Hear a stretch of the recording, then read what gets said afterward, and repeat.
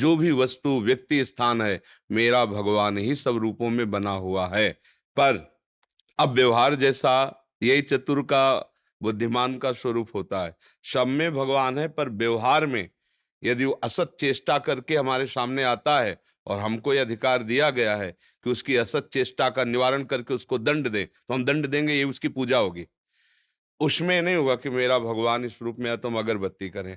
नहीं, आप असत लीला कर रहे हो और मुझे अधिकार दिया है दंड देने का, तो मैं दंड रूपी पूजा से आपकी उपासना करूंगा। आप पुत्र रूप से आए हो, आपको उस रूप से पालन करेंगे। आप मित्र रूप से आए हो, उस रूप। आप शत्रु रूप से आए हो, तो उस रूप से पालन। अगर विवेक ठीक नहीं है ना, तो जैसे बात सुन ली सब में भगवान है, फिर वो समझ नहीं पाता, फिर बाद में रोता है कि सब में भगवान है तो क्या, ऐसा होना चाहिए, ऐसा होना चाहिए। बहुत विवेक की सुंदर आवश्यकता है। आपको जो स्वांग मिला है, जो रोल मिला है, जो पद मिला है, जो अधिकार मिला है, उसके अनुसार उपासना करो, उसके अनुसार भाव रखो। भगवान सब में है, पर जो रोल आपको दिया गया उसके रोल के प्रतिकूल यदि आ रहे तो हम अपने ही अधिकार के अनुसार उनकी पूजा करेंगे। अगर हमें डंडा चलाना है तो हमारी पूजा है अगरबत्ती से भी श्रेष्ठ पूजा होगी, क्योंकि वो असत आचरण करके आ रहे हैं और हमें निर्णय के लिए बैठाला गया तो हम उनको दंड देंगे, ये उनकी पूजा होगी। अब आप कहोगे ऐसी कैसी पूजा होती है? जब विवेक हो जाएगा तब इसका ठीक निर्णय होगा। ऐसे ही हमारे अंदर ये बाहरी विभाग है, एक अंदर विभाग है। हमारा अंतःकरण कभी गंदी वृत्तियां देता है, कभी अच्छी वृत्तियां देता है, कभी असत मार्ग में लगाने की, कभी सत मार्ग में। अब वहां निर्णय करो। यदि सत मार्ग की वृत्ति है तो हम उसे भगवत स्वरूप मानते हैं, यदि असत मार्ग की वृत्ति है तो उसे मानते ही नहीं है, चाहे जितना क्लेश दे वो वृत्ति, हम उसे स्वीकार नहीं करते। धीरे धीरे आप देखोगे कि आप असंग होते हुए अपने स्वरूप में स्थित हो रहे हैं और ये शांत हो रहे हैं।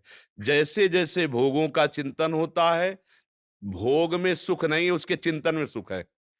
ये पक्की बात समझ लो, ये अनुभूति बात कह रहा हूं हृदय की। आप किसी भोग का चिंतन भर ना होने दीजिए, और कोई भोग कर हमें बता दीजिए कि ये सुख है तो फिर हम आपको बताएं। चिंतन मत होने दीजिए।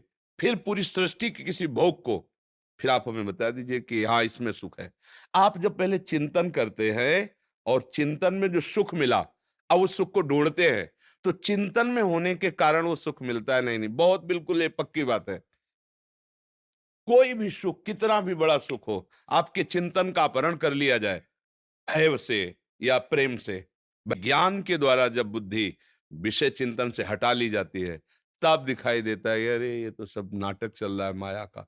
फिर वो अपनी इंद्रियों पर शासन करता है।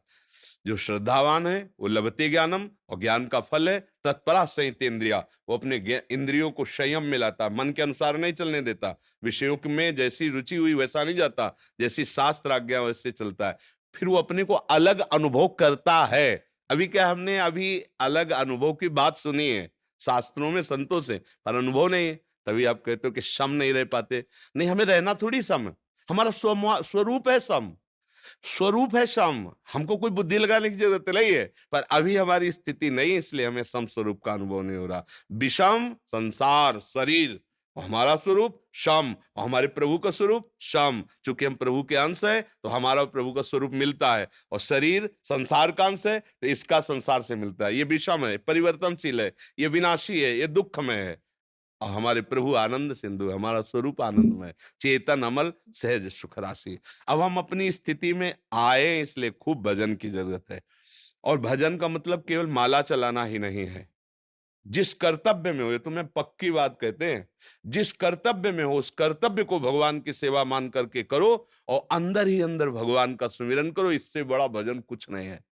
जो सेवा मिली, हम ये नहीं कहते कि ये सेवा, जो सेवा मिली संसार की, वो मेरे मालिक की सेवा, मेरे प्रभु की सेवा है। पूरी सृष्टि मेरी प्रभु की है। बस ईमानदारी से अपने धर्म के अनुसार बर्ताव करो और अंदर ही अंदर भगवान का सुमिरन करो। भगवत प्राप्ति निश्चित हो जाएगी। जहां हो जो कर रहे हो उससे हो जाएगी। जब कसाई मांस काटने वाली बात होती है ना उसके, और वो वही कर रहे हैं, सदन जी मांस काट के बेच रहे हैं, लेकिन उनका चिंतन भगवत चिंतन है, और वो स्वयं हत्या नहीं करते, कुल के अनुसार अपना कार्य कर रहे हैं। तो इतने बड़े ज्ञानी महात्मा थे कि वो संतों को उपदेश करते थे, गृहस्थ धर्म में, और व्यापार किसका, मांस, और स्थिति कहाँ, भगवान में। तो मुझे शास्त्रों से संतों से समझ में आया कि जो तुम्हें कार्य मिला है उस कार्य को भगवान की पूजा समझ करके ईमानदारी से करो और भगवान का स्मरण करो, तो इसी जन्म में आपको भगवान की अनुभूति हो जाएगी। और जीवन का लक्ष्य भगवान की प्राप्ति ही है, क्योंकि जब शरीर नहीं रहेगा तो फिर कोई मकान, दुकान, परिवार, पद, प्रतिष्ठा ये भी नहीं रहेगी। जीव अकेला जाएगा, फिर कर्म के अनुसार उसको नई योनि मिलेगी। तो मुझे लगता है बुद्धिमान वही है कि जितनी ऊँचाई पर आ गया उससे नीचे न गिरे। जैसे हम बहुत ऊँचाई पे आ गए मनुष्य शरीर में। मनुष्य शरीर में कितना सुंदर व्यवस्था है। पीड़ा है तो औषधि करा सकते हैं। मानसिक चिंतन बिगड़ा हुआ है तो हम अपने उत्तम लोगों से सलाह लेकिन पशु जीवन में ऐसे-ऐसे पशु हैं, जिनको जो कष्ट हुआ वो भोग ही रहे हैं। उसके निवारण के लिए कोई औषधि नहीं, कोई उनके पास नहीं। कैसे ऐसे जीव हैं जो बहुत क्लेश भोग रहे हैं। तो मुझे लगता है कि अपने लोगों को इतना सावधान हो जाना चाहिए कि भगवान ने मनुष्य योनि तक पहुँचा दिया, अब इससे नीचे न गिरे। अगर जन्म भी हो तो मनुष्य की योनि में हो और उत्तम ज्ञान के द्वारा संपन्न हो, जिससे मैं संसार में दूसरों को सुख पहुँचाकर, धर्म से चलकर भगवान को प्राप्त कर ले। कोशिश तो करे इसी जन्म में, अगर ना हो पावे तो अगला जन्म हमारा सुअर कुत्ता का तो ना होना चाहिए। हमारा जन्म नीचे योनियों में ना जाना चाहिए। मनुष्य योनि से फिर हम भगवान को भजें। एक जन्म में नहीं, कई जन्म में भी तो हम कमर कसे रहेंगे कि हम भगवान के, हमें भगवान को प्राप्त करना है। वस्तुतः भगवत प्राप्ति में कोई श्रम नहीं है। ये हम चल कर के बता रहे हैं। हमें श्रम पड़ता है संसार से हटने में, भगवान से मिलने में कोई श्रम नहीं है। ये जो भ्रम बैठा हुआ है ना, भगवान को मिलना बड़ा कठिन। हम आपसे कहते हैं भगवान का मिलना कठिन नहीं है, संसार की आसक्ति का त्यागना कठिन, बस इतनी बड़ी समस्या है। मानी हुई आसक्ति को छोड़ दो, भगवान तो हृदय में बैठे हुए अनुभव हो जाएगा। भगवान तो कण-कण में बैठे हुए अनुभव हो जाएगा। पर जो जननी जनक बंध सुत दारा तन धन धाम सुहृद परिवारा, इनमें जो हमारी आसक्ति है, शरीर में जो आसक्ति है, भोगों में जो आसक्ति है, हम ये नहीं त्याग पा रहे, यही कठिनता है भगवत प्राप्ति की। अगर ये त्याग दे तो भगवान का मिलना दुर्लभ नहीं, क्योंकि वो है कण-कण में, सब में, आप में, हम में, सब समय में, इस समय में भी, सब जगह में, तो इस जगह में भी है, सबके हैं तो मेरे भी हैं।